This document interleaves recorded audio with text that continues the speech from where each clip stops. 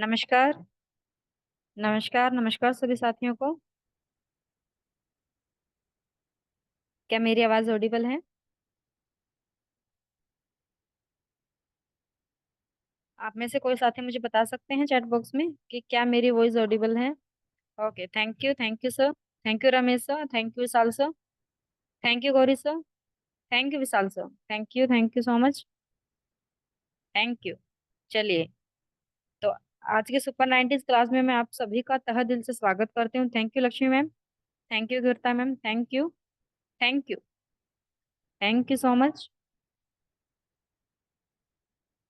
बहुत बढ़िया। I hope so कि आपने अपने सभी टीम मेंबर्स को, साथियों को इनवाइट कर लिया होगा आज की मीटिंग के लिए। अगर फिर भी कोई साथी, आप देख सकते हैं अपना कि अगर कोई टीम मेंबर्स अपना साथी आपका अगर मीटिंग में नहीं आ पाए हैं अभी तक, तो प्लीज उन्हें कॉल मैसेज करके जल्दी से जल्दी आज की मीटिंग के लिए, आज की क्लास के लिए ज्वाइन करवाइए, ताकि आगे की जो हमारे क्लास है हम उसको कंटिन्यू कर पाए। मेरी आप सभी से हम्बल रिक्वेस्ट है, अगर कोई भी साथी अब तक ज्वाइन नहीं हुआ है तो प्लीज उन्हें कॉल मैसेज कीजिए और जल्दी से जल्दी उनको ज्वाइन करवाइए। चलिए, थैंक यू सो मच।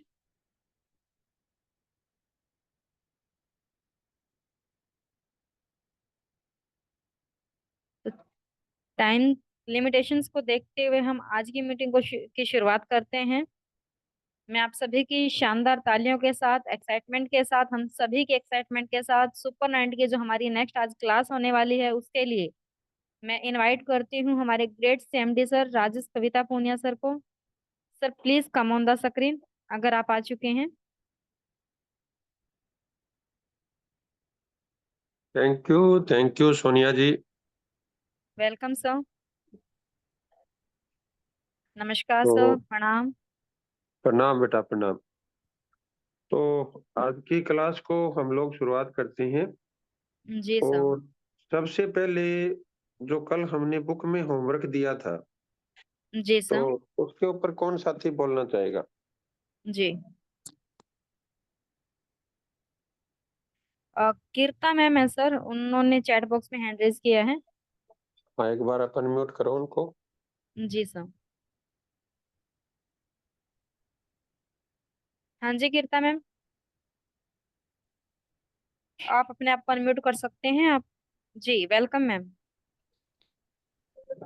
हाँ मैडम। मैं मेल हूँ सर। मैडम। नमस्कार सर।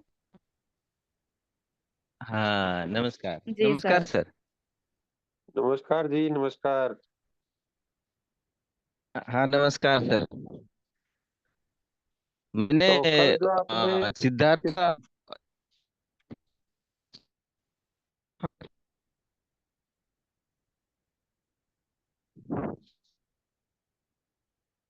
हेलो। सर आपकी आवाज नहीं आ रही है हाँ कीर्ता। नेटवर्क का इश्यू है मैडम। हेलो।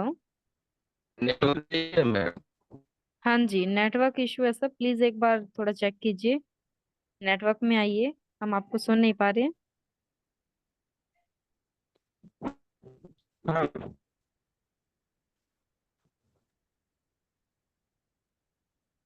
सर मैं माफी चाहूंगी, आपकी आवाज बिल्कुल भी नहीं आ पा रही है, हम आपको सुन नहीं पा रहे हैं। प्लीज आप एक बार अपना नेटवर्क चेक कीजिए, नेटवर्क में आइए। हाँ मैडम अभी आ रहा है। सर ब्रेक हो रही है आपकी वॉइस बार बार।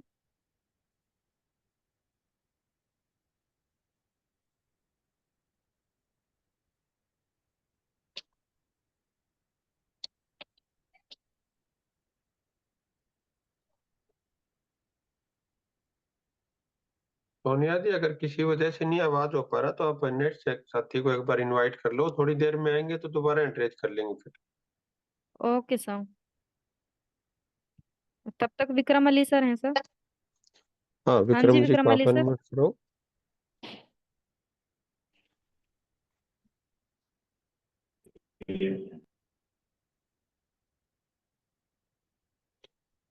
विक्रम जी, इसमें 5 ऐसे कारण बता रखे हैं भी सही कंपनी का चुनाव करना क्यों जरूरी है, तो वो 5 कारण क्या क्या है? बिल्कुल सर, बिल्कुल मैं अपनी बात को रख रहा हूँ। हाँ जी, हाँ जी, हाँ जी। जी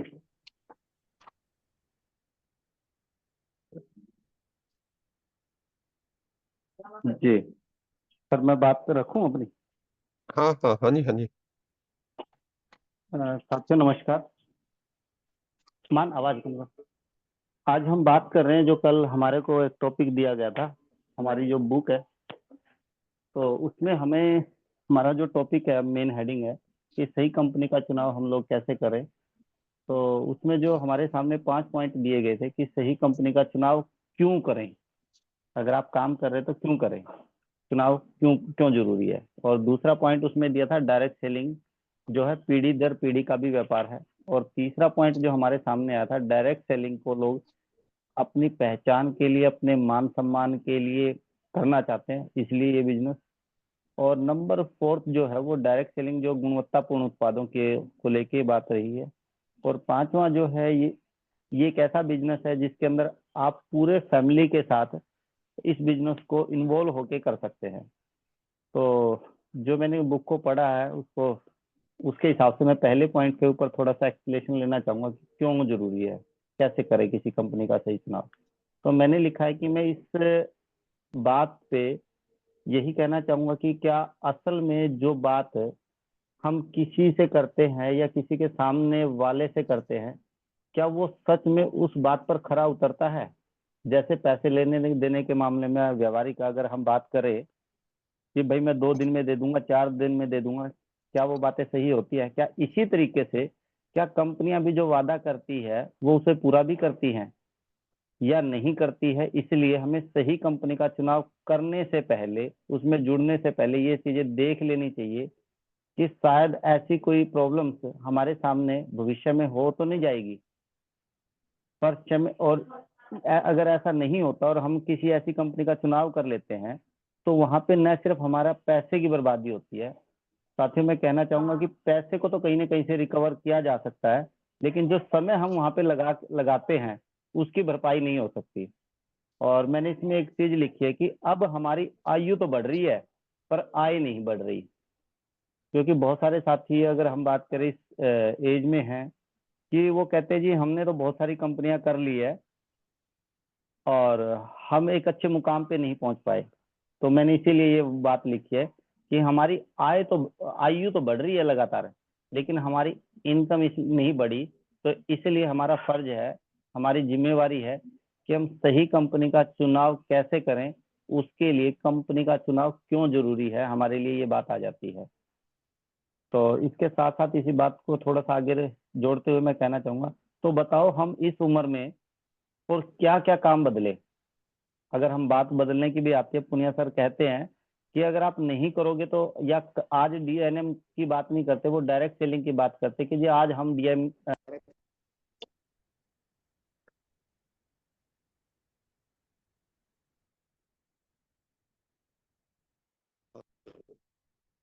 अच्छे तरीके से हम इसलिए पहले देख ले, सोच ले, उसको परख ले और लगता है कि कोई डाउट नहीं है, क्लियर है, तो फिर हमें ये चीजें कर लेनी चाहिए। दूसरा पॉइंट जो था कि डायरेक्ट सेलिंग का, जो कि ये बिजनेस जो है ना पीढ़ी दर पीढ़ी का है। इस बात में मेरा थोड़ी सी एक बात रहती है जो मैंने लिखी है, मैं पहले अपनी बात रख लूं, उसके बाद सर अपनी बात को व्यू दे दे। ये बात सुनी है कि, और किताब में भी पढ़ी है कि एमएलएम एक ऐसा बिजनेस है जिसमें आपको रॉयल्टी आती है, अनलिमिटेड इनकम आती है और पैसिव इनकम भी आती है।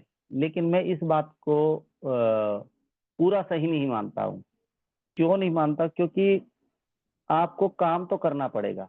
अगर कोई व्यक्ति ऐसा कहता है, हाँ कुछ परसेंटेज लोगों की हो सकता है, लेकिन अगर किसी को भी आज इनकम आ रही है ना, जैसे सिद्धार्थ जी की वीडियो सुनी हमने, तो वो कहते मैं आज भी कर रहा हूँ। तो ये बात यूं आती है, मैंने अपने नजरिए से लिखा है कि काम तो आपको फिर भी करना पड़ेगा। अगर आपको इनकम चाहिए तो आपको काम तो करना पड़ेगा। अगर आप काम नहीं करेंगे तो मुझे लगता है एक समय के बाद वो लोग आपको छोड़ जाएंगे, क्योंकि आप दिखाई नहीं देंगे और लगता है कि हमारे करने से ही काम चल रहा है। इसलिए काम तो आपको करना पड़ेगा, और इसलिए मैंने ये बात लिखी कि मैं इस बात से सहमत नहीं हूँ। कुछ ऐसे लोग हैं जिन्होंने डायरेक्ट सेलिंग को छोड़ दिया, तो क्या उन लोगों को आज पैसा आ रहा है? और ऐसा अगर कोई व्यक्ति था जिसने किसी कंपनी में 5-7 साल दिए हैं और आज उसने उस कंपनी को छोड़ दिया, क्या वहां से उसको पैसा आ रहा है? इसलिए जो दूसरा पॉइंट है, तो मेरा ये विचार आया है, तो इसको थोड़ा सा भी साथी अपना देख सकते हैं।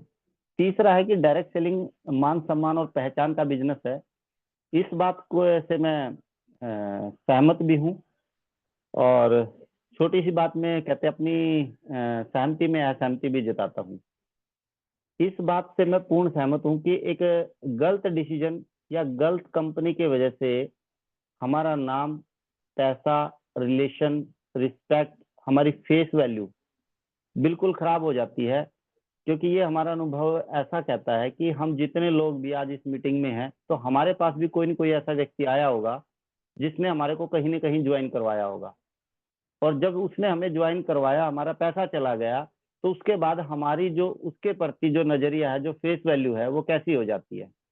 इसीलिए साथियों, फिर हमें भी इस चीज से एक सीख लेनी चाहिए कि हम भी अगर किसी डायरेक्ट सेलिंग कंपनी का अगर चयन करते हैं, तो हमें ये चीज देख लेनी चाहिए कि वहां पे हमारी फेस वैल्यू खराब तो नहीं हो रही है, हमारा समय तो खराब नहीं हो रहा, हमारी रिस्पेक्ट तो खराब नहीं होगी, हमारे रिलेशन तो खराब नहीं होंगे ना।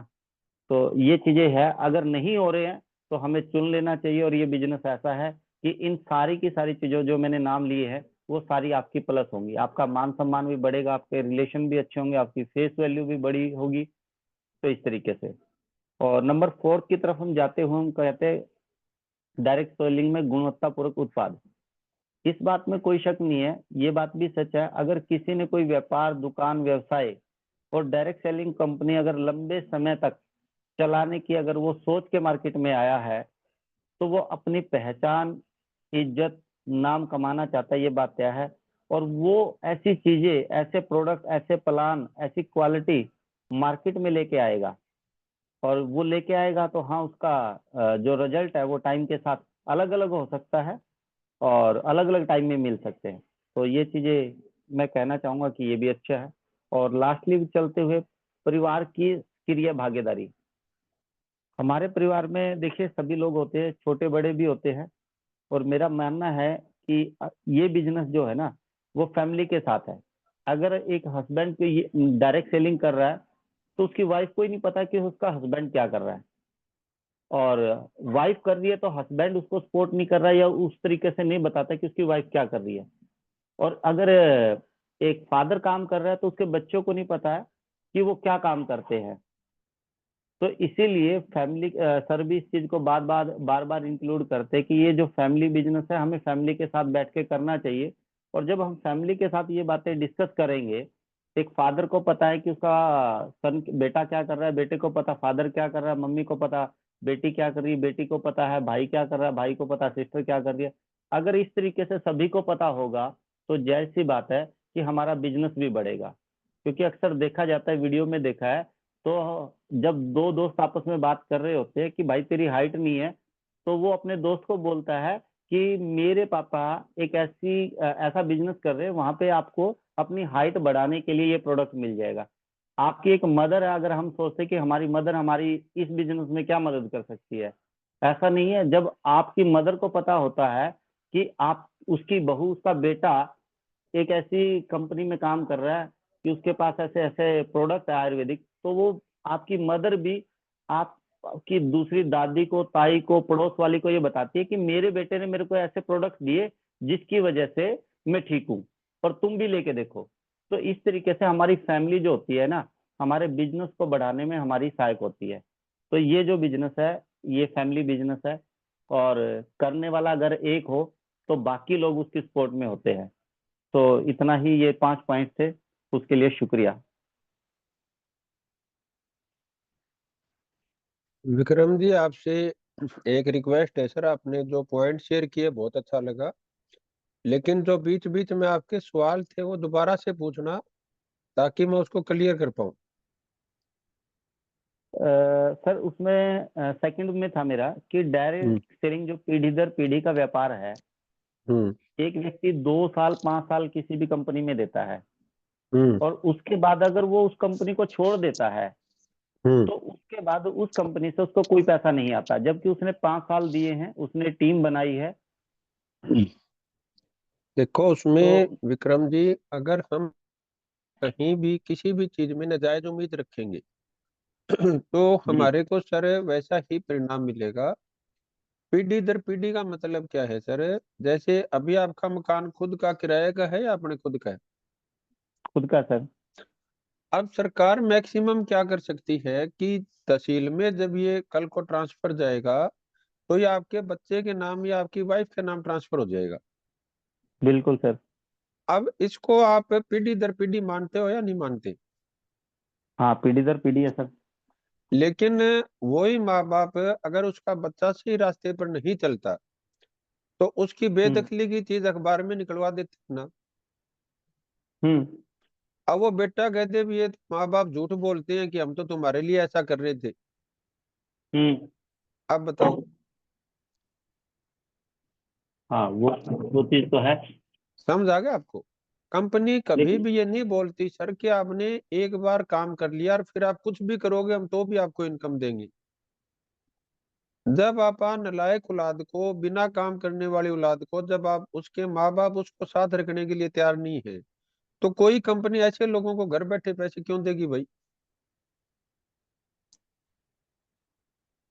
अब ये कंपनी की तो गलती है या अपनी उम्मीद गलत लगा रखी है? सर बात तो ये होगी कि वो व्यक्ति उस कंपनी में जुड़ा रहे जोड़ा रहे नहीं सर, उस और कंपनी काम भी के करे। जो एथिक्स हैं उसको फॉलो करने पड़ेंगे उसको। हम्म। जुड़ने से तो पैसे आए फिर तो सबको ही आ जाएंगे।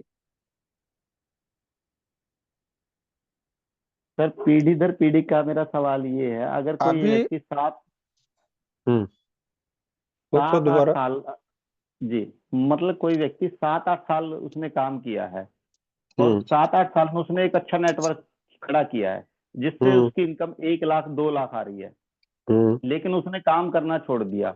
कुछ समय के बाद देखा जाता है कि उसको वहां से कोई पैसा नहीं आता, तो नहीं आएगा या सर। उसने दूसरी देखो दो, और यदि दूसरी कंपनी कर ली तो बिल्कुल भी नहीं आएगा। फिर आई डिटर्मिनेट होगी उसकी। कोई कंपनी तो पागल सर थोड़ी ऐसे लोगों को पैसे देगी। क्या करेगी ऐसे तो पागल निकम्मे गद्दार लोगों को इकट्ठा करके कंपनी अपने पास? आप बताओ। तो सर ये तो मेरा सवाल है, अगर मुझे ये पता है अरे कि क्यों क्यों नहीं देगी। अरे नहीं देगी, क्यों देगी जब आप अपनी नदाज वो मतलब निकम्मी औलाद को अपना हिस्सा देने को तैयार नहीं होते तो कोई कंपनी उसको गंदे आदमी को पैसे क्यों देगी जो एथिकल पे नहीं, नहीं ये चल बात रहा, जो अपने हिस्से का काम चलो, नहीं कर रहा? लेकिन वो नहीं कर रहा सर, टीम तो काम करती है। अरे तो टीम एक को बात तो पैसे है, थोड़ी रोक निकम्मे दिए आदमी को उन्होंने। तो नहीं देंगे, हम भी तो अपने उसने निकम्मे बच्चों को नहीं क्या देंगे। उसकी पूरी टीम के पैसे रोक दिए कंपनी ने या सिर्फ एक उस गलत आदमी के रोक जो गलत एक्टिविटी कर रहा है? अब कल को जी 5 साल आप यहाँ पे काम करके कल को आप क्रिप्टो प्लान लेके घूमोगे, आप क्या समझते हो डीएनएम से पैसे आएंगे आपको? नहीं, क्रिप्टो तो बिल्कुल भी नहीं सर, क्योंकि उसमें तो crypto in face the value he sense खराब आप होगी। मान लो दूसरी कंपनी में चले गए फिर क्या समझते हो पैसे आएंगे आपको? या मैं कल तो को ये मानता आपको हूँ सर। कहीं कंपनी में या आपकी टीम में आपकी कहीं जरूरत है वहां पे हाजिर नहीं होगे तो आप क्या मानते हो पैसे आएंगे आपको? कैसे ये आ बात जाएंगे तो आप ठीक बताओ? जाएगा ही नहीं, अगर गया है तो ये कोई तो कारण नहीं, या अरे उसके भाई साथ कुछ साहब, ऐसा हुआ होगा। अरे हुआ होगा तो घर पे बैठ के कंपनी के साथ बैठ के उसका सोल्यूशन करेगा। हम्म। अभी एक सरकारी नौकरी को आप पक्की नौकरी मानते हैं या नहीं मानते? आप सरकारी नौकरी को पक्की नौकरी मानते हैं या तो नहीं मानते, मानते? लेकिन आज हम मानते अब हैं। अगर वो वहां पे रिश्वत लेगा, गलत काम करेगा, वहां पे उस ऑफिस के व्यवहार को ठीक नहीं रखेगा तो उसको कौन सारी उम्र नौकरी पे रखेगा भाई? निकाल देंगे उसको उसी टाइम। नहीं रखा जी। हम्म। जो भी आप काम करोगे सर उस काम के बेसिक्स और एथिक्स तो फॉलो करने पड़ेंगे आपको। सर इस चीज में मैं एक बात कह सकता हूँ हाँ जी। कि कि आप है ना, हर बात को है ना बिल्कुल क्लियर कट बोल रहे हो। अरे तो जो सच्चाई है कि उसको घुमा ऐसा फिरा के जलेबी बनाने से क्या फायदा, ये बताओ। क्योंकि आज तक एक ही बात कहती थी, आप ये करो, आप इतना अभी कर रेंज में लोगे नहीं हो विक्रम जी, थोड़े तो से आप आपको रेंज ये में आओ। मिलेगा। आपकी तो आवाज आज कट किसी रही है, आज जितने आपकी देखिए आवाज सर, कट रही मेरी है। आवाज आ विक्रम रही है सर। सर अब? हाँ अब आ रही जी। है। अच्छा, माइक थोड़ा सा वो हो गया होगा। चलो कोई जी बात नहीं, अब कर लो। जी जी। सर पता क्या था, अब तक जितनी भी कंपनियों की बात करूं मैं, ये जितने साथी मेरे साथ मतलब इस टीम जुड़े हुए हैं मीटिंग में, तो हम्म। वो उन साथियों को भी मैसेज आएगा कि आज तक हम सभी के साथ कुछ ऐसा ही हुआ है। ये उम्मीद ही इसको हम कह सकते हैं, उम्मीद नहीं कह सकते, झूठी उम्मीद, कि आप इतना करोगे तो आपको मिलेगा, और फिर वो हमें नहीं मिलता एक लंबे समय के बाद। इसका मतलब क्या है, वो झूठी बात थी, लेकिन उस झूठी बात की जो सच्चाई है ना, वो आज सामने आई है। और जैसे हम अरे कहते हैं ना, डर के आगे जीत है। भाई डर के आगे जीत नहीं होती। तो जैसे कहते हैं महाभारत में अश्वत्थामा मारा गया, भाई वो आधी अधूरी बात थी, वो पूरी बात तो आज सुनाई दी हमने। देखो विक्रम जी क्या है, आपको मैं एक जीवन का रूल बता देता हूँ आपको। जी। जो चीज जीवन के लिए सही नहीं है वो कभी हम्म। भी एमएलएम के लिए सही नहीं हो सकती। ठीक है सर। पहली लाइन क्या है? जो चीज जीवन के लिए सही नहीं है, वो एमएलएम के लिए भी सही नहीं हो सकती। सही नहीं हो सकती। और जो चीज एमएलएम के लिए सही नहीं है वो कभी किसी कंपनी के लिए सही नहीं हो सकती। जो चीज एमएलएम के लिए सही नहीं है। हाँ, वो कभी किसी कंपनी के लिए भी सही नहीं हो सकती। ठीक है सर। जो चीज किसी कंपनी के लिए ठीक नहीं है वो किसी भी टीम के लिए ठीक नहीं हो सकती। ओके। और जो चीज किसी टीम के लिए ठीक नहीं है वो किसी लीडर के लिए ठीक नहीं हो सकती। ठीक है जी। और जो चीज किसी के लिए ठीक नहीं है वो मेरे लिए ठीक नहीं हो सकती। ठीक है सर। आप मेरे को एक बात बताओ, जो आप कह रहे हो अगर कंपनी वैसा करना शुरू कर दे तो कंपनी चलेगी हम्म। कितने दिन? हम्म। आप बताओ। मुश्किल है सर। तो फिर जो ऐसा प्रॉमिस कर रहा है और आप अब ऐसी कंपनियों में जा रहे हैं तो ले जाने वाले की गलती थोड़ी है। हम्म। अभी आज मार्केट में 250, 300, 350 रुपए किलो देसी घी मिल जाता है। मिलता है मार्केट में। अब वो कोई इस उम्मीद में बैठे अभी वो मेरा असली देसी घी है, तो घी बेचने की गलती है लेने की गलती है? वो तो लेने वाले की गलती है जी। तो फिर ऐसे इसमें समझ नहीं आता अपने को देसी घी ये असली है कि नकली है। हम्म।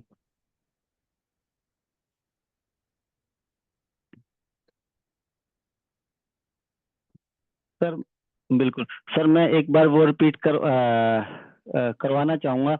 मैंने लिख ही लिया है वैसे, जो चीज किसी व्यक्ति के लिए ठीक नहीं है तो वो किसी एमएलएम के लिए ठीक नहीं है। नहीं नहीं और सर, जो वहां किसी व्यक्ति, जो व्यक्ति नहीं बोला मैंने, वो जीवन बोला, लाइफ बोला। अच्छा, जो जीवन हाँ, जो चीज जीवन के लिए, लाइफ के लिए ठीक नहीं है जीवन के लिए ठीक नहीं है। वो कभी भी एमएलएम के लिए ठीक नहीं हो सकती। ठीक है सर। जो चीज एमएलएम के लिए सही नहीं है वो किसी कंपनी के लिए ठीक नहीं हो सकती। जी और जो चीज किसी कंपनी के लिए ठीक नहीं है वो किसी जी। टीम के लिए ठीक नहीं हो सकती। टीम के लिए। और जो चीज कोई टीम के लिए ठीक नहीं है वो किसी लीडर के लिए ठीक नहीं हो सकती। जी और जो चीज किसी किसी के लिए ठीक नहीं है वो मेरे लिए ठीक कैसे हो सकती है, आप बताओ। जी क्लियर हो गया मैं जो चीज आपको कहना चाह रहा हूँ? जी जी। अब दूसरी चीज हमें क्या समझना है सर, कि नॉन वर्किंग और पैसिव इनकम दो अलग अलग चीज है। हम्म। जैसे मेरे पिताजी ने काफी साल पहले एक चीज मेरे को बताई थी कि फुर्सत में और निकम्मेपन में क्या फर्क होता है, आप बताओ। फुर्सत तो एक इंसान है कि वो अपने काम को निपटा के बैठा है कुछ पल के हम्म। लिए, और निकम्मापन वो है कि वो उठना ही नहीं चाहता, काम नहीं करता। तो काम ही नहीं करता। उन्होंने क्या है कि मेरे को एक उदाहरण बताया था ये हमारे गांव में उस टाइम में मेरे ताऊ जी थे, वो ताश खेल रहे थे और उसके साथ 3-4 बंदे और ताश खेल रहे थे। तो जो हम्म। मेरे ताऊ जी थे वो गवर्नमेंट जॉब से रिटायर थे और उनको पेंशन आती थी। ठीक तो है। उन्होंने कहा भी जो ये तेरा ताऊ बेटा ताश खेल रहा है ना, ये तो है फुर्सत में, ठीक है। और ये जो बाकी 4 इस जगह बाहर कर झूम रहे हैं ना, ये निकम्मे हैं। हम्म। समझ आ गया मैं क्या कहना चाह रहा हूँ? वो ताऊ जो फुर्सत में क्यों था? क्योंकि उन्होंने उस तरीके से अपना काम किया हुआ था कि अब वो काम पे नहीं जा रहा था तो भी उसको पैसे आ रहे थे। जी। क्लियर हो रहा है मैं जो चीज कहना चाह रहा हूँ? हाँ। लेकिन बाकी जो लोग हैं उनको तो काम करने से ही पैसे आएंगे। हाँ जी। तो वो अगर काम पे नहीं जा रहे तो वो क्या हुए?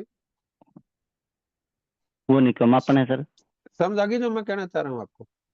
हाँ। अभी सिद्धार्थ जी और चंचल जी की मैंने पीछे वीडियो सुनाई थी, उसमें उन्होंने क्या बोल रखा है कि मेरे फोन में व्हाट्सएप भी नहीं रखता मैं, बिल्कुल बोला था। और फिर भी उनको 8 फिगर मंथली इनकम आती है। जी। अब वो कल को दूसरी कंपनी में चला जाए तो कंपनी उसको पैसे कैसे दे देगी भाई? सही बात है। आप बताओ, देना चाहिए ऐसे लोग को? वैसे उनका जाने का बनेगा ही नहीं, पहली बात तो ये अरे है क्योंकि उसको जैसे आप कह रहे थे वैसे कोई चला जाए मान लो, हम्म। और इस बात का कुछ नहीं पता, मैं ऐसे ऐसे लोगों को भी जानता हूँ जब बुद्धि भ्रष्ट होनी होती है, जिनकी हम्म। 30-40 लाख रुपए स्टेबल इनकम होती है, जी। और फिर भी जब उनके दिन ईमान फिरे तो उनकी बुद्धि फिर जाए और वो चले जाते हैं दूसरी कंपनी में। सर यही एग्जाम्पल अभी देखा, इसीलिए मैंने ये सवाल किया था और तो अब मेरे इसीलिए को मैंने बताओ, जो कहा बंदा कि मैं ऐसी स्थिति में चला गया विक्रम जी, क्या किसी भी कंपनी को उसको पैसे देने चाहिए? नहीं देने चाहिए। फिर अब अगर आप नाजायज उम्मीद लगाएंगे तो उसमें कंपनी की गलती थोड़ी है कोई। हम्म। भाई आज तो इसीलिए अब वो सवाल आ जाता है कि जब भी हम अभी देखो क्या है कि रॉयल्टी इनकम का अभी मैं आपको कुछ ऐसी वीडियो दिखाऊंगा कि जिनके पति ने शुरू किया था, आज वो धरती पर नहीं है, लेकिन उनकी पत्नी को पैसे आ रहे हैं, तो रॉयल्टी जी। इनकम है या नहीं है? बिल्कुल है सर। जिसके पिताजी ने शुरू किया था और उसके पिताजी को गुजरे हुए 10 साल हो गए, और आज तक उसके बेटे को पैसे आ रहे हैं, तो रॉयल्टी इनकम है या हम्म। नहीं है? लेकिन अब वो बिल्कुल। बेटा कल को दूसरी कंपनी में जाके प्लान दिखाने शुरू कर दे तो वो पहले वाली कंपनी कैसे पैसे देगी उसको?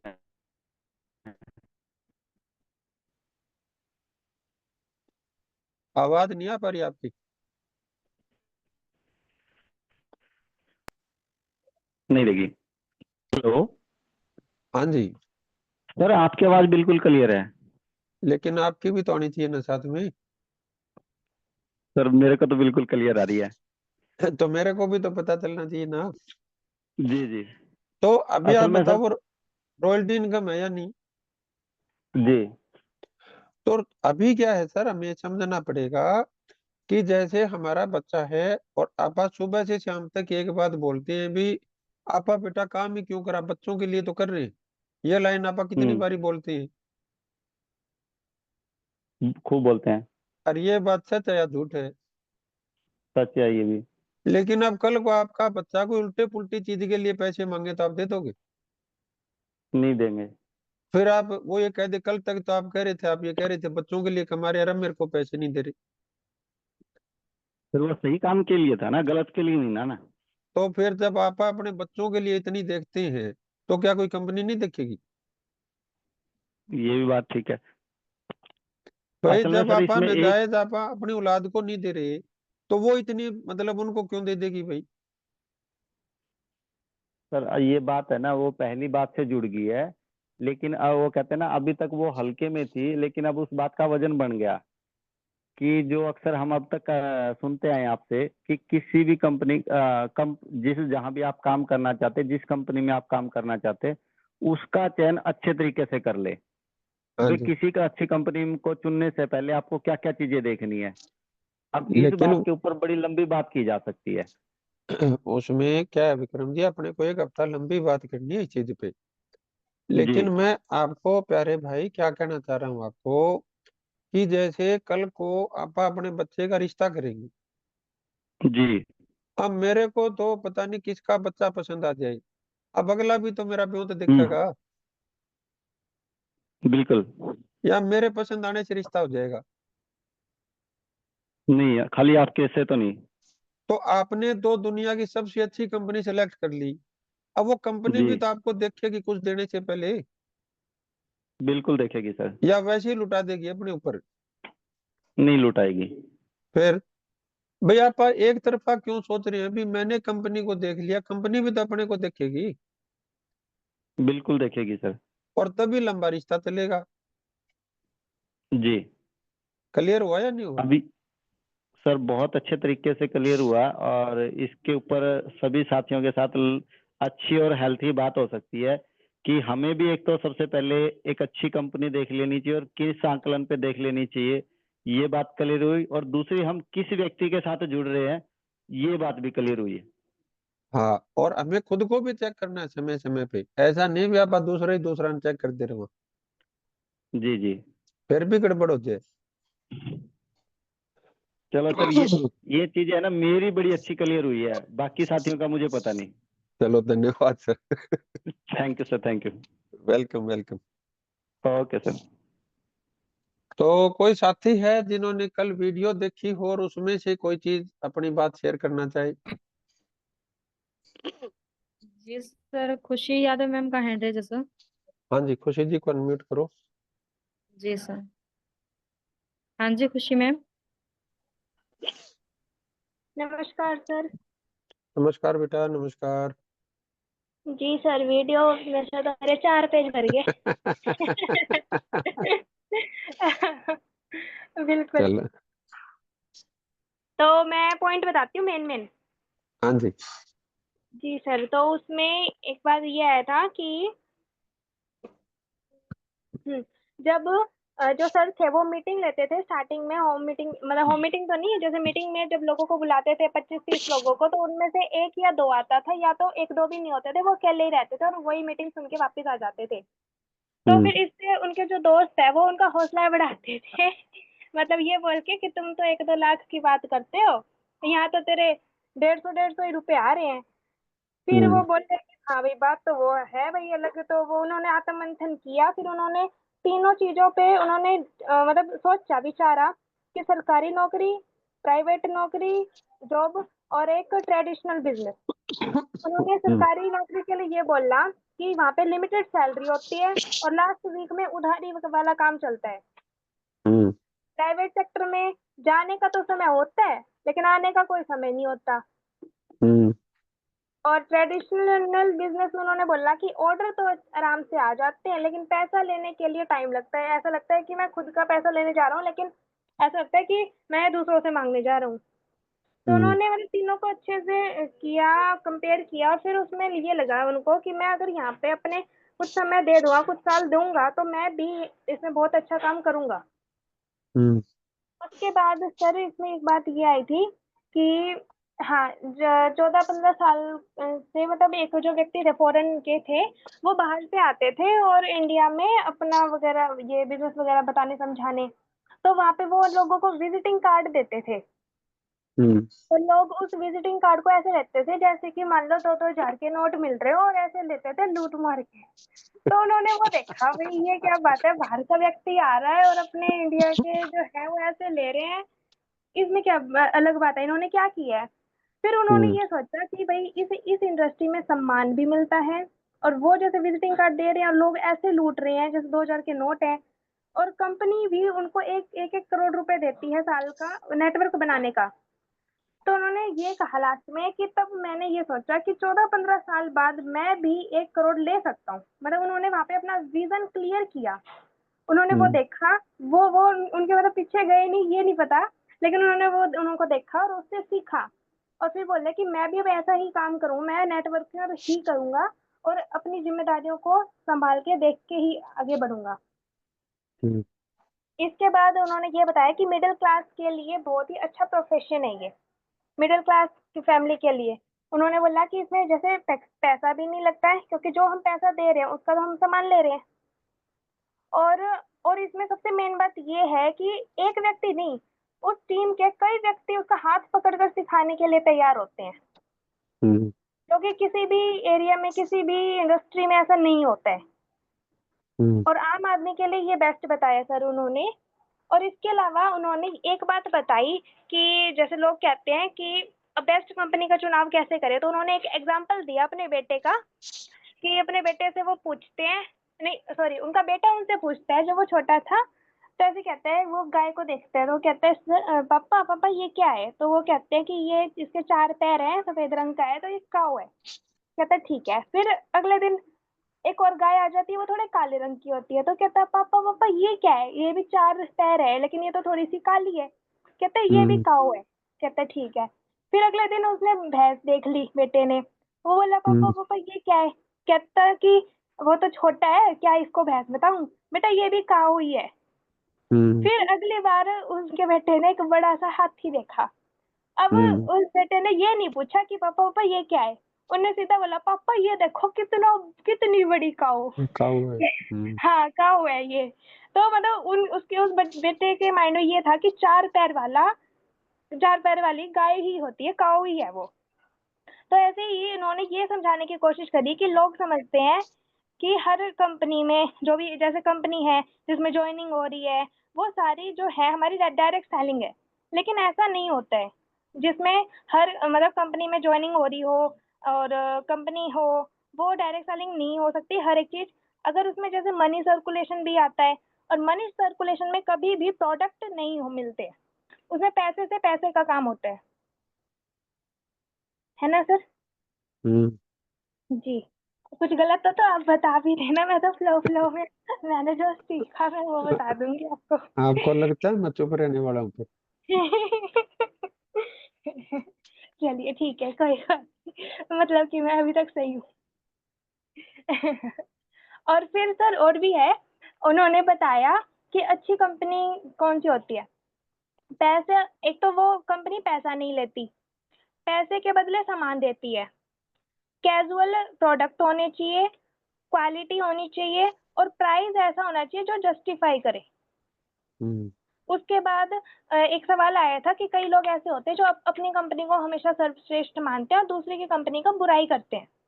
तो वो हम्म उन्होंने बोला, सबसे पहले तो ऐसा तो बिल्कुल भी नहीं करना चाहिए, क्योंकि कंपनी अलग हो सकती है लेकिन इंडस्ट्री एक है। बिल्कुल। अगर हम, हाँ, कंपनी की बुराई कर रहे हैं, इसका मतलब हम भी तो वही काम तो वही कर रहे हैं, बस हमारी कंपनी अलग है, इंडस्ट्री तो सेम है।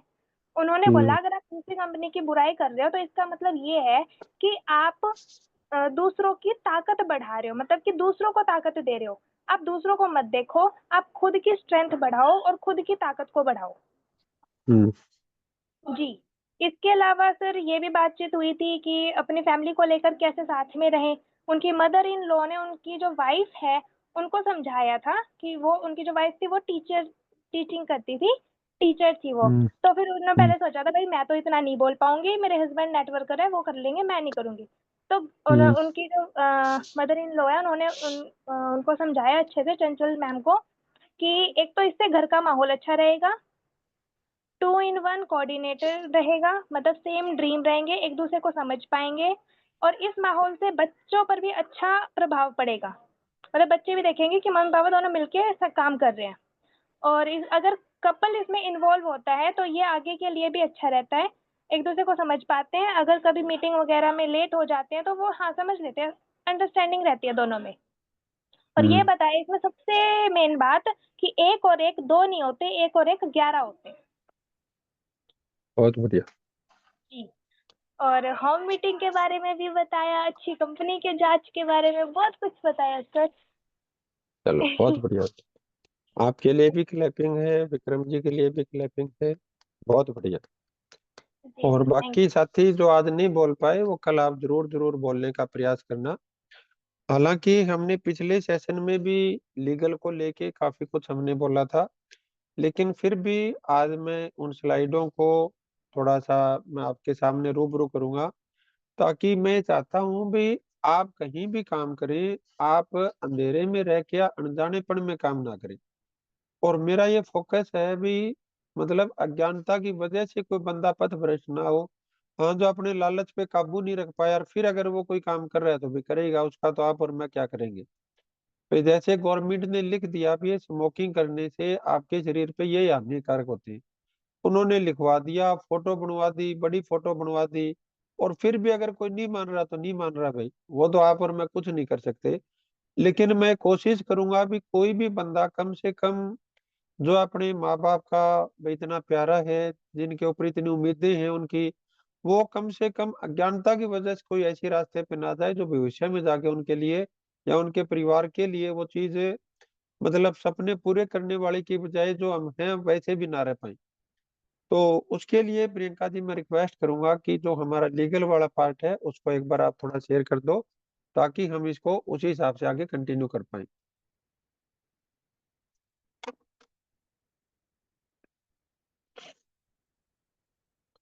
तो कल हमने जो बातचीत की थी कि जब भी हम किसी कंपनी का चुनाव करते हैं तो उसमें सबसे पहले हमें ये देखना चाहिए कि वो कंपनी लीगल है या नहीं। तो उसके लिए आपको पहले भी मैंने नोट करवाया था, कल भी करवाया था और अभी भी कह रहा हूँ कि आप मिनिस्ट्री ऑफ कंज्यूमर अफेयर पे जाके उनकी जब वेबसाइट आप ओपन करेंगे, उस वेबसाइट पे आपको ये पेज आप इनको डाउनलोड कर लेना। ये आपको हिंदी में भी मिलेंगे, इंग्लिश में भी मिलेंगे, और उस पे जाके आप चेक कर सकते हो कि हम जो बात बता रहे हैं या जो कोई दूसरा बंदा आपके पास आ रहा है उसकी बात में सच्चाई है या नहीं है। नेक्स्ट प्रियंका जी।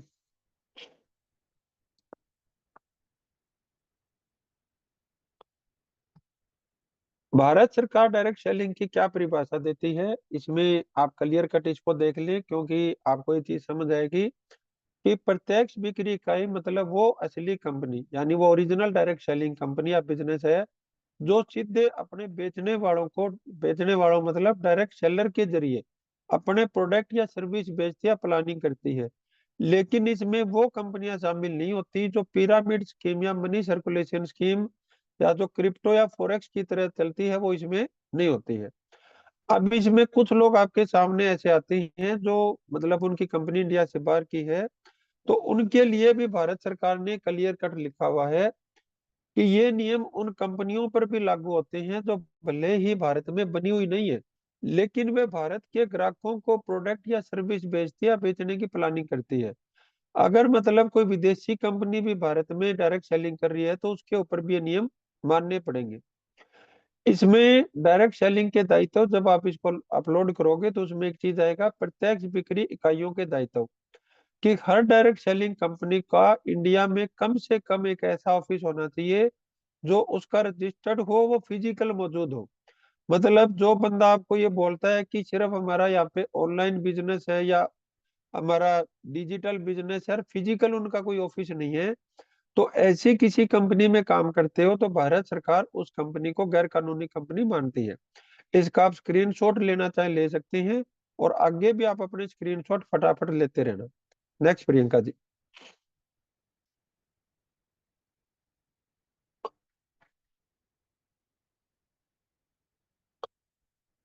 कंपनी को खुद को यह डिक्लेरेशन करनी होगी कि उसने इन नियमों का पालन किया है और वो किसी पिरामिड स्कीम या मनी सर्कुलेशन स्कीम का हिस्सा नहीं है। डायरेक्ट सेलिंग कंपनी को यह ध्यान में रखना होगा कि वो जो उसके खुद के ब्रांड नेम है या जिसका उनके पास खुद का ट्रेड मार्क है, सर्विस मार्क है, केवल वो उन्हीं को डायरेक्ट सेलिंग में सेल कर सकती है या उनके ऊपर मार्जिन दे सकती है। अगर वो किसी ऐसे प्रोडक्ट को सेल करती है तो उसके ऊपर वो कमीशन नहीं दे सकती, और देती है तो वो इलीगल माना जाएगा। कंपनी का जीएसटी नंबर, पैन नंबर उसकी वेबसाइट के ऊपर होना चाहिए। और अगर आपको कोई फॉरेक्स वाला, क्रिप्टो वाला कोई ऐसा प्लान लेकर आता है तो उनसे सवाल पूछिए आप भी, क्या आपका यहाँ पे कोई रजिस्टर्ड ऑफिस है, फिजिकल ऑफिस है जहाँ पे हम चल के आपको देख पाए? क्या आपका कोई जीएसटी पैन नंबर है? क्या आपकी जो यहाँ पे घोषणा कर रखी है, अभी हम किसी पिरामिड स्कीम या मनी सर्कुलेशन में काम नहीं करते? और अगर वो नहीं कर रहे हैं तो आप ये मान के चलना कि आप लालच के वशीभूत, वो लालच के वशीभूत आपको गैर कानूनी काम में लेके जा रहा है, और आप लालच के वशीभूत गैर कानूनी काम में एंटर होने वाले हो।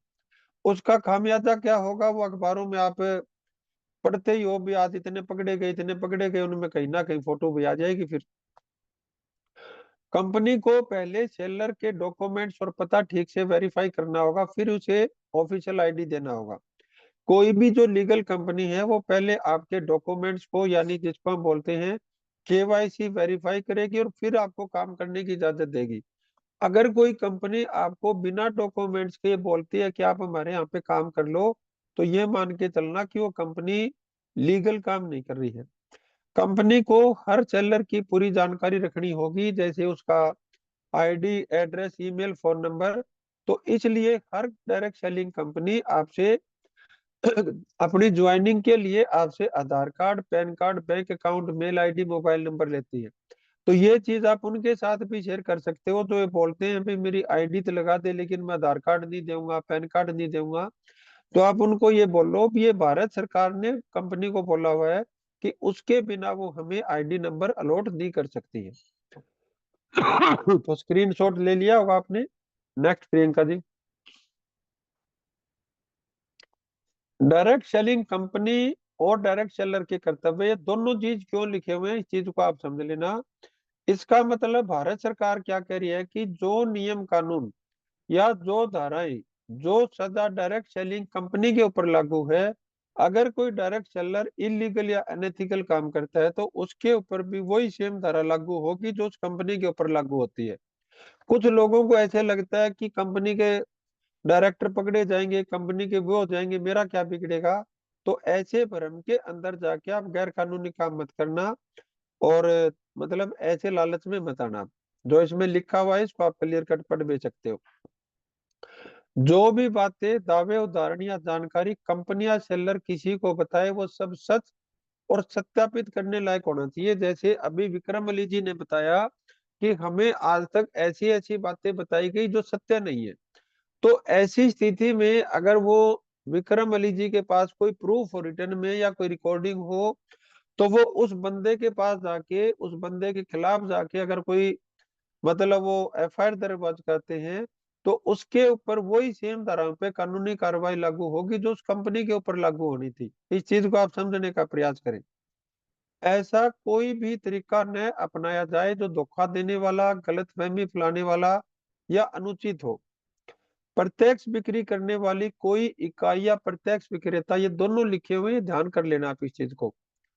कंपनी खुद कोई धोखाधड़ी या गलत बिक्री नहीं करेगी और यह भी सुनिश्चित करेगी कि उसके साथ जुड़े सभी लोग, यानी सभी सेलर, झूठे वादे या गुमराह करने वाली बातों में शामिल धोखा, जबरदस्ती, तंग करना या गैर कानूनी या समाज के खिलाफ कोई तरीका ना अपनाए। कंपनी या उसका कोई सेलर ऐसा कोई काम नहीं करेगा जो गुमराह करने वाला हो, खासकर उस प्रोडक्ट या सर्विस के बारे में जो डायरेक्ट सेलिंग के जरिए बेची जा रही हो। कोई भी ऐसा व्यक्ति प्रत्यक्ष बिक्री यानी डायरेक्ट सेलिंग में शामिल नहीं हो सकता जो पिछले 5 सालों में किसी अपराध में दोषी ठहराया गया हो। इस बात को ध्यान रख लेना आप। या जो दिवालिया हो चुका हो। जो आपको ये बोलता है जी मेरे पास तो आईडी के पैसे नहीं है, तो इसका मतलब वो क्या बंदा, और ऐसे को तो सरकार ही मना कर रही है। जो अपनी आईडी के खुद पैसे नहीं भर सकता उससे बड़ा दिवालिया क्या होगा भाई। तो ऐसे लोगों को आपको यहाँ पे ज्वाइन नहीं करवाना है, वो गैर कानूनी है। और ऐसे लोगों को साथ में लेके आप बड़ी प्रोग्रेस नहीं ले पाएंगे। या जिसे मानसिक रूप से, मतलब जिसको आप ये बोल सकते हैं भी जो दिमागी तौर से ठीक नहीं है। अब कुछ लोग ऐसे हैं जिनके घर में ब्यों तो है लेकिन वो बाहर आके बोलते हैं जी मेरे पास तो आईडी के पैसे नहीं है। तो या तो वो दिवालिया है या वो मानसिक रूप से बीमार है। तो ना आपको दिवालिये लोगों को इकट्ठा करना है, ना मानसिक रूप से बीमार लोगों को इकट्ठा करना है। तो इन चीजों को थोड़ा सा आप ध्यान में रखना। इसका फोटो ले लो। और नेक्स्ट प्रियंका जी। ये भी दोनों के लिए कर्तव्य है। कोई भी डायरेक्ट सेलिंग कंपनी या सेलर पिरामिड स्कीम को बढ़ावा नहीं देगा, किसी को ऐसी स्कीम में जोड़ने की कोशिश नहीं करेगा और डायरेक्ट सेलिंग के नाम पे कभी भी धोखाधड़ी वाली स्कीम का हिस्सा नहीं बनेगा। ये चीज आप मेरे ख्याल में इस रूल रेगुलेशन को पढ़ोगे तो इसमें जितने बार मनी सर्कुलेशन को गैर कानूनी बताया गया है शायद इतना किसी एक चीज पे नहीं बताया गया होगा। डायरेक्ट सेलिंग कंपनी या सेलर कभी भी मनी सर्कुलेशन स्कीम का हिस्सा या डायरेक्ट सेलिंग के नाम पर नहीं बनेगा। अगर कोई डायरेक्ट सेलिंग कंपनी ऐसे काम कर रही है जिस पर आरबीआई भारतीय रिजर्व बैंक के नियम लागू होते हैं, तो उसके ऊपर फिर ये डायरेक्ट सेलिंग रूल्स के स्थान पर उसके ऊपर जो आरबीआई भारतीय रिजर्व बैंक के जो कानून है वो उसके ऊपर जरूरी लागू हो जाएंगे। ये चीज ध्यान में रखना। भारत सरकार ने डायरेक्ट सेलिंग रूल्स में डायरेक्ट सेलिंग कंपनी और उसमें काम करने वाला विक्रेता दोनों को शामिल इसलिए किया था कि कोई भी गलत काम मनी सर्कुलेशन स्कीम या पिरामिड स्कीम में काम करता है तो उसे सिर्फ कंपनी पर ही नहीं बल्कि उस कंपनी में जो भी काम करता है उस पर भी वही कानूनी कार्रवाई लागू होगी। तो इस चीज को ध्यान में रख लेना और इसका आप स्क्रीनशॉट ले लो। लेकिन अब सबसे बड़ी बात क्या है कि भारत सरकार को ऐसी क्या मजबूरी है या भारत सरकार को ऐसी क्या जरूरत लगती है कि उसने इसके ऊपर नियम कानून बनाने की सोची सकती थी, लेकिन उन्होंने इसको नियम कानून बनाए। तो क्यों नियम कानून बनाए वो चीज आप इसके ऊपर आप इसको नोट कर सकते हैं। भारत सरकार डायरेक्ट सेलिंग का समर्थन क्यों कर रही है? कोई भी सरकार सबको नौकरी नहीं दे सकती। आपने देखा होगा कि अगर आप पुरानी ब्लैक एंड व्हाइट पिक्चरों को उठाओगे तब भी नौकरी रोजगार समस्या थी। पीछे अगर आप देखोगे तब भी रोजगार समस्या थी। अभी भी हर इलेक्शन में आप देखोगे, चाहे वो हरियाणा के इलेक्शन थे चाहे सेंट्रल गवर्नमेंट के इलेक्शन थे, जब से आपकी आस्थ बड़ी होगी चाहे आपकी उम्र कुछ भी हो, हर कंपनी विपक्ष ये बोलता है कि नौकरी देंगे नौकरी देंगे नौकरी देंगे। लेकिन आप मेरे को एक कॉमन सेंस बताओ कि आज या कल को कोई भी सरकार आ जाए, क्या सबको सरकारी नौकरी मिल सकती है? आप या यस या नो में टाइप करके बताओ। कोई भी सरकार बन जाए क्या वो सबको सरकारी नौकरी दे सकती है? यस या नो आप टाइप करके जरूर बताएं ताकि हमें पता चले। कोई भी सरकार आ जाए क्या सबको नौकरी दे सकती है? नहीं दे सकती। खुशी यादव जी, रमेश कुमार जी, सुनील मेहरा जी, श्याम सुंदर जी, विशाल सरदाना जी, लक्ष्मी जी, सोनिया बागड़ी जी, अनिल रंगा जी, सत्यपाल जी, बहुत अच्छे हैं, अन्नू अमित जी। तो यानी कि हम सब ये स्वीकार करते हैं कि कोई सरकार हो सकता है थोड़ी सी कम नौकरी दे दे, कोई सरकार हो सकता है थोड़ी सी ज्यादा नौकरी दे दे, लेकिन ये 100% श्योर है कि कोई भी सरकार सबको नौकरी नहीं दे सकती। थैंक यू जसविंदर जी। इसलिए स्वयं रोजगार को अपनाना होगा और एमएलएम आपको बड़े पैमाने पर स्वयं रोजगार देता है। इसलिए भारत सरकार ये चाहती है कि लोग जो नौकरी, जिनको ये समझ आ चुका है कि सबको नौकरी नहीं मिल सकती, या जिनको ये समझ आ चुका है कि उस नौकरी में मैं मेरे परिवार को अच्छा जीवन नहीं दे सकता, वो लोग एक अच्छी एमएलएम कंपनी में एक अच्छी डायरेक्ट सेलिंग में अपना रोजगार क्रिएट कर पाए, अपना कारोबार क्रिएट कर पाए। उसके लिए भारत सरकार डायरेक्ट सेलिंग का समर्थन करती है और इसके ऊपर बड़े पैमाने पर आगे काम करने की तैयारी कर रही है। दूसरी चीज क्या है कि भारत सरकार को पता है कि एक्टिव एंड लिमिटेड इनकम में जीने वाले हम आम व्यक्ति को पैसिव और अनलिमिटेड इनकम का मौका मिला है। आज तक हमने, हमारी उम्र कुछ भी हो, हमने कुछ भी काम किया हो, मेरा ये पक्का विश्वास है कि अगर आप देखेंगे कि आज से एमएलएम से पहले, डायरेक्ट सेलिंग से पहले, किसी ने एक्टिव और लिमिटेड इनकम और पैसिव और अनलिमिटेड इनकम के बारे में कुछ सुना था किसी ने? डायरेक्ट सेलिंग से पहले, एमएलएम से पहले किसी ने एक्टिव और लिमिटेड इनकम और पैसिव और अनलिमिटेड इनकम के बारे में सुना था किसी ने? सोनिया जी ने बोला नहीं, अन्नू जी ने बोला नहीं, विशाल जी ने बोला नहीं, विक्रम अली जी ने, खुशी यादव, सुनील मेहरा जी। बाकी साथी क्या बोलते हैं भाई? जसविंदर जी नहीं, पायल गौतम जी नहीं, रमेश जी, श्याम सुंदर जी। बाकी साथी क्या बोलते हैं? फारूक जी ने भी बोला नहीं। यानी कि थैंक यू अजय कुमार जी, सुरजीत जी, बहुत बढ़िया। राजेश गुरु जी, जी सीमा ग्रोवर जी। हाँ जी, 9:28 हो गए जी। चलो कोई बात नहीं, 3-4 मिनट और दे दो। वो विक्रम अली जी ने आज मेरा पहले का टाइम ज्यादा ले लिया, भाई मैं क्या करूं। Okay sir. तो रिंको जी थैंक यू। तो यानी कि भारत सरकार को, अगर हम आम आदमी को ये समझ आ रहा है तो आप सबको भी ये समझ आ रहा होगा कि एक्टिव और लिमिटेड इनकम से जीने वाले काम आदमी को ये पैसिव और अनलिमिटेड इनकम का मौका मिलता है यहाँ पे। तीसरी चीज क्या है कि आपने बार बार सुना होगा कि भारत दुनिया की तीसरी सबसे बड़ी इकोनॉमी बनना चाहता है। तो उसके लिए क्या है कि वो सबसे बड़ी इकोनॉमी कब बनेगा, जब प्रति व्यक्ति आय बढ़ेगी।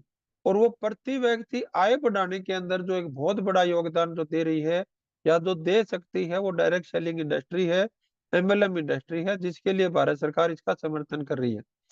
2047 तक भारत को विकसित राष्ट्र बनाने का लक्ष्य है, तो उसके अंदर मल्टी लेवल मार्केटिंग एक बड़ा योगदान दे सकती है। आज आप चारों तरफ देख रहे होंगे कि जाति और धर्म के नाम के ऊपर सारा दिन टीवी चैनल और सोशल मीडिया ये सारी चीज भरी रहती है। इवन कोई बोलता है जातिगत गणना करवाओ, कोई बोलता है नहीं करवाना चाहिए। किसी ने जाति के नाम पे किसी को बोल दिया तो फिर युद्ध हो जाते हैं। किसी ने धर्म के नाम पे कुछ बोल दिया, कोई धर्म के नाम पे कुछ कर रहा है, कोई धर्म के नाम पे कुछ कर रहा है। लेकिन मल्टी लेवल मार्केटिंग एक ऐसी चीज है कि जाति और धर्म में भेदभाव से ऊपर उठकर समान समाज के निर्माण में योगदान देती है। तो इसके लिए भी जो डायरेक्ट सेलिंग का समर्थन है वो भारत सरकार कर रही है।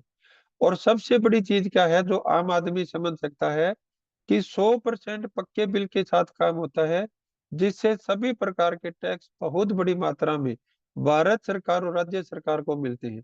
तो ये कुछ ऐसे कारण हैं जिसकी वजह से भारत सरकार ने इसके ऊपर नियम कानून बनाए हैं। भारत सरकार ने इसके ऊपर आपको समर्थन दे रही है। आपने पीछे देखा होगा कि जब हमारा वुमेन्स डे था तो ऊपर दिल्ली की जो मुख्यमंत्री जी थी, वो कल मैं उनकी फोटो भी आपके साथ शेयर करूंगा कि आज भारत गवर्नमेंट की और दुनिया के कैसे कैसे लोग हैं जो इसको समर्थन कर रहे हैं। और फिर हम इसको आगे कंटिन्यू करेंगे। तो आज का सेशन हमारा बहुत अच्छा रहा, आप सबके साथ बात करके बहुत अच्छा लगा।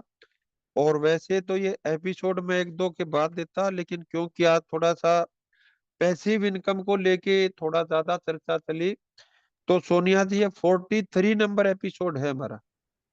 जी सर। कितना है? 43 सर। हाँ 43। रवि ओपी शर्मा जी हैं, जिनके फादर ने इस बिजनेस को शुरू किया था। और लगभग 10 साल पहले उनके फादर एक्सपायर हो गए थे। और उसके बाद उनके बच्चों को 10 साल से कंटिन्यू उनकी फैमिली को ये इनकम आ रही है।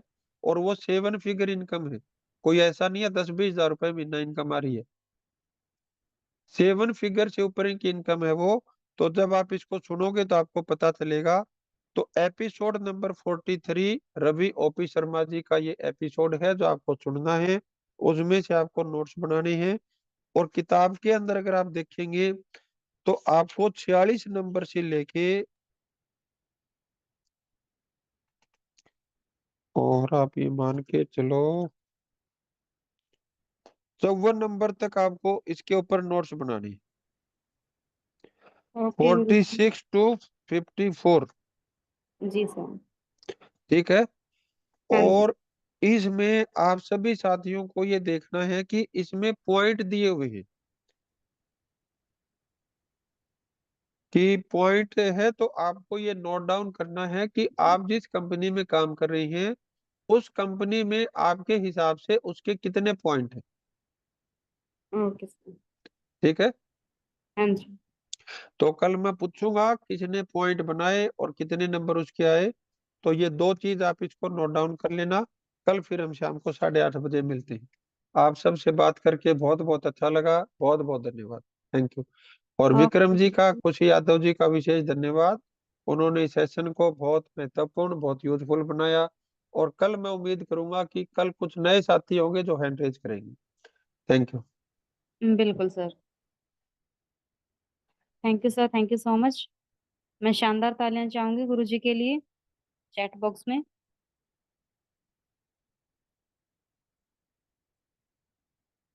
इसी के साथ अगर हम कल बात करें तो हमारा शाम को 7:30 बजे 90 डेज का ही सेशन रहने वाला है। और 8:30 बजे हमारा जो एक क्लास रहता है वो रहेगा। तो हम आज की मीटिंग को ओवर करते हैं, कल मिलते हैं शानदार सेशन में। होमवर्क आपको कुछ ही देर में ग्रुप में शेयर कर दिया जाएगा। तो थैंक यू सो मच। कल मिलते हैं शानदार तैयारी के साथ। Thank you.